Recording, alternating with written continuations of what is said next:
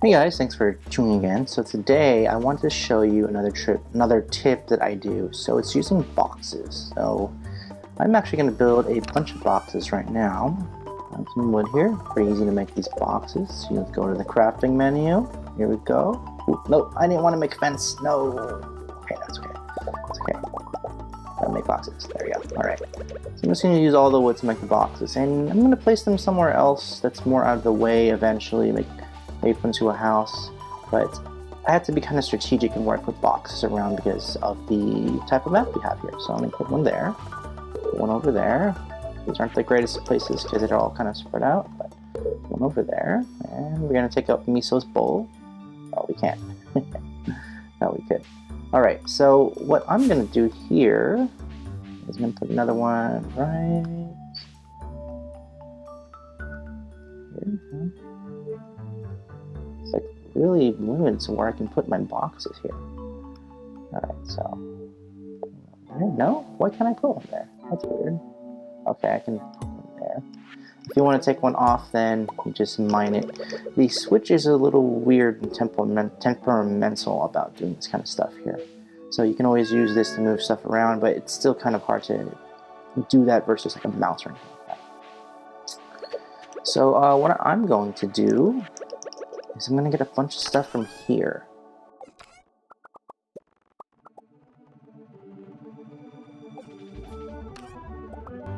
And this is going to be my spring box. So anything I get from the spring I put in here to collect.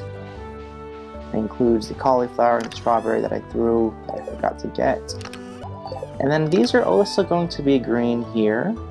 But the idea is that going from left to right, it'll be first season spring, second summer, third fall.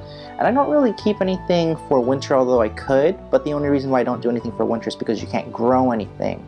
But you can get snow yams and crocus and those forageable items, but they don't really take up too much room in your box, so you can put those into like a different box. But I always put the seasons into their own different ones so they're not too filled up and everything like that. The next thing that I do is I made one box over there. This one here I keep as a haven't given to.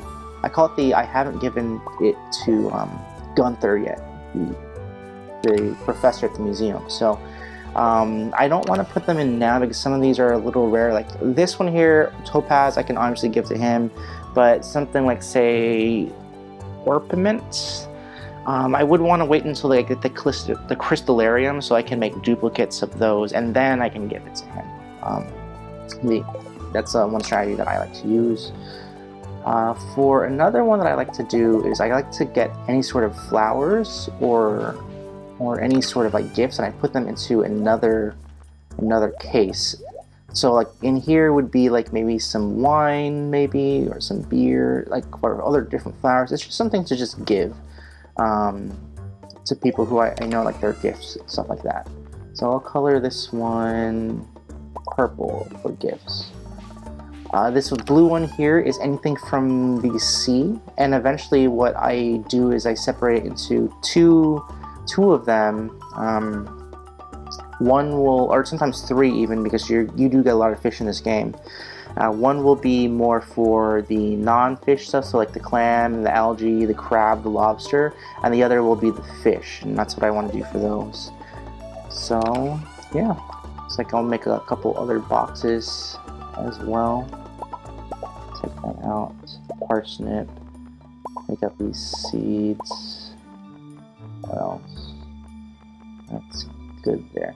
So I like to keep this bucket as like the resource bucket. So stuff that you use more on day-to-day kind of stuff.